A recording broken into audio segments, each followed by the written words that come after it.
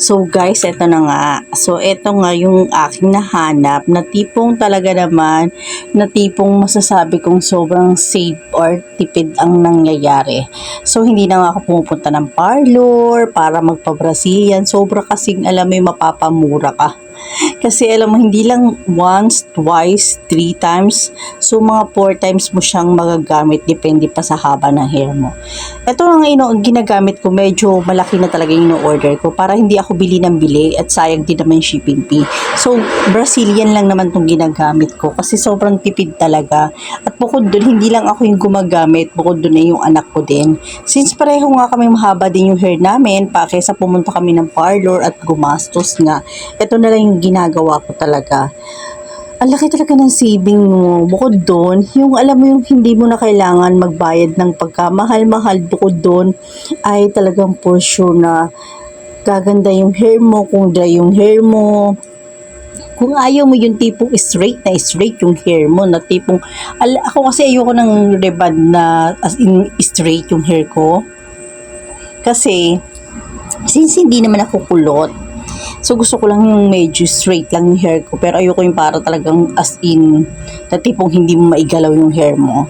So eto nga yung binibili ko yung malaki na Brazilian na to. So dahil nga dyan, mas nakakasave talaga ako. So after ko nga nyan i-treatment, binababad ko lang siya ng 3 days. And then after nga nito, tingnan nyo naman yung hair ko, o diba, straight na straight din. So actually 80% yung pinaka-ambag niya dito sa pag-straight ng hair mo.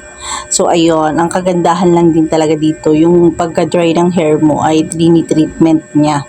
As in talagang pinagaganda niya. So after nga nito, kinabukasan yung anak ko naman ang treatment ko. So Brazilian ko din kasi nga gusto ko same kami ng hair, para same kami ng ganda ng hair.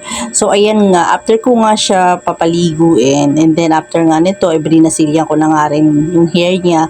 Kasi since wala nga siyang pasok ng Saturday, Sunday, so Friday ko siya ginawa para maibabad yung hair. So, 3 days mo rin siyang hindi aalnawan.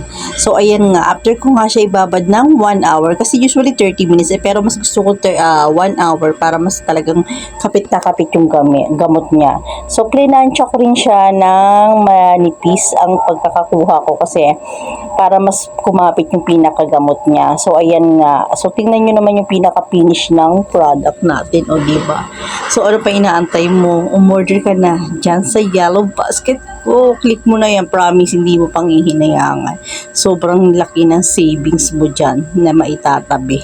Kesa pumunta ka pa ng parlor. O, diba? Okay? O, ano pa? Huwag ka na mag-isip. Huwag mo nang paabutin ng December. Umorder ka na dyan. Kasi pag December na ako, mas mahal yung shipping fee. At alam mo na, pakamalit ka pa sa lahat mo. Charot! So anyway, thank you for watching guys. Bye-bye. Ang ganda talaga ng treatment na to.